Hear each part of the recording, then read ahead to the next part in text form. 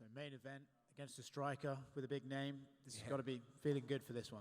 Yeah, it's a really good fight. You know, Wonder Boy, we all know, hell of a striker. Only way to go is forward. So, yeah.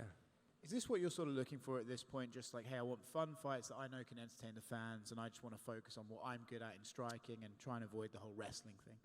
Honestly, right now, I don't know what the fuck I'm looking for. Yeah, I'm just looking to finish getting paid and see what happens next, you know, be honest with you guys. How serious was the retirement thing? And Oh, it was serious as hell. I mean, it's super serious, and it's still on the table. And it's like if I wake up Sunday morning after beating Wonder Boy, and you guys have Chimaev fighting for a 185-pound world title when he's never won a fight at 85 in the top 15, I'm retired. You know, it's like, I understand business is business, but favoritism is favoritism, you know. The kid missed weight. I had to step up to fight him after he missed weight and make the fight happen. I shouldn't have had to do that, but I did what I had to do. I did what I was supposed to do for a company man, so I'm sitting here telling you guys now. Certain things have to go certain ways. If they don't go certain ways, if we don't get what we were promised, if things that we talked about aren't honored, yeah, you might as well just go ahead and give me my resignation papers and let me go home and fucking smoke weed and play video games for the rest of my life. Open up a Twitch, see how I do. when you say things were promised, so that was like during the negotiations for you to fight that Saturday? Or? I said what I said, and you know what I mean. Is it just about him in particular, or is it just sometimes in the sport you see guys getting opportunities that aren't necessarily fair? Just in the sport. Like, you know, it's like, I remember when you guys remember I was bitching about the video game about a couple years back, right? I got told, I don't make those decisions. It sounds good, but, you know, who the fuck makes those decisions then? If I wake up the next day and this guy who's been in the organization for a very short amount of times in the video game, at the time it meant a lot to me. Now I really don't give a fuck, you know? Same thing. You got a 17-year-old kid. You guys thought his clout was amazing. You thought his story was wonderful. You put him in the game before he even got a UFC fight. Same with Bo Nickel. It's just certain things that just don't make sense. At the end of the day, if we're here, and we're here to be fair, and we're here to be even, everybody should have a fair chance. We're fighters. We fight for what we want. We should all be able to fight for what we want. We should all be able to get the same things if we're all fighting the same way. That's just how I feel. But I'm not here to bitch. I'm not here to complain. I'm just here to do what I feel like is right. And if I feel like something's not right, I will move the fuck around, because that's what I do.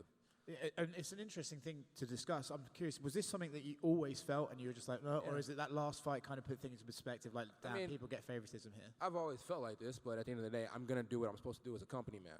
But that being said, you can only work for somewhere for so long before you start to feel some type of way. And I always feel some type of way. I just keep my mouth shut.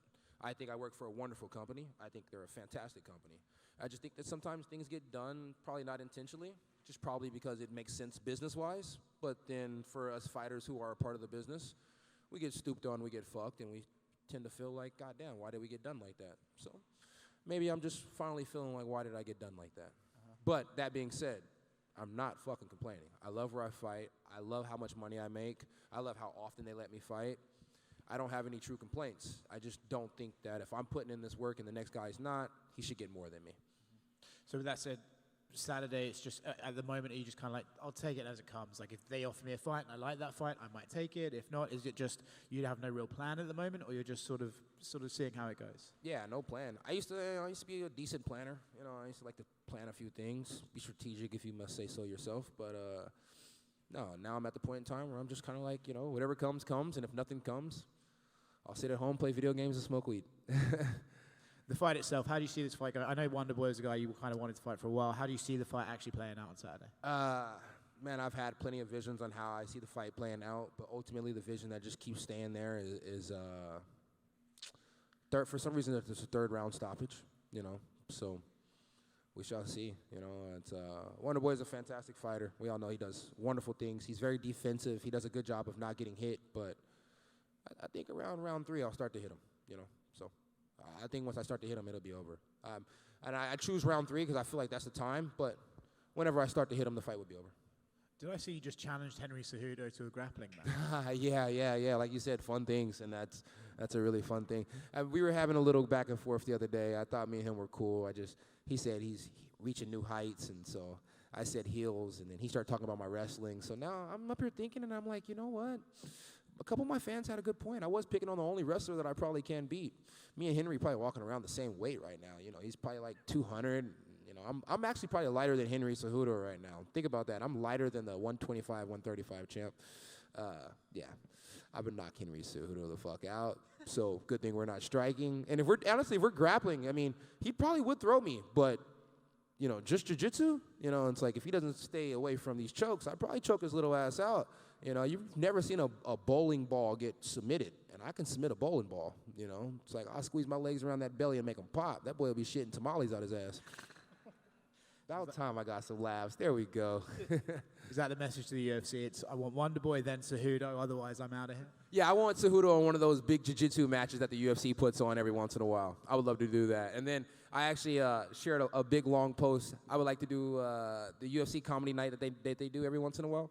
I would like to do one. I'd like to have Jamal Hill there. I'd like to have Derek Lewis there, Kevin Hart, Mike Epps. We could have Snoop Dogg be the commentator or a judge, Dean Thomas, Aljamain Sterling, and you know, we do it in February too, Black History Month. You know, and it's a lot of black people being involved in there, and Chael Sonnen should be the one that announces when we come out, because you know, and if not Chael Sonnen, then Mike Perry, yeah, because you know he's really black, yeah, for sure. Of course.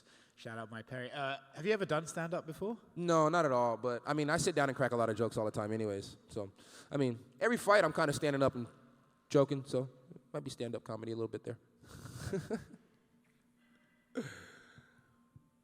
Anything else? That's it? All right, sweet. Oh, what's up, my guy? The Alex Pereira fight with Israel Adesanya. Two strikers that turned into a grappling match. Any chance it turned into a grappling match like that? When did it turn into a grappling match? They shot for a few takedowns. Majority of that fight was contested on the feet. It also ended on the feet. You Brazil or no? No. No? See, that's why you're not fucking saying how you should say. Alex Pereira knocked the fuck out of Israel Adesanya, and the interviews are over. You got one? No? Oh, good. I'm glad he agreed with me. And please, guys, please don't put these Monster water bottles up here anymore. And can we get a wireless cord? Because I'm about to bust my ass. All right, I'm gone.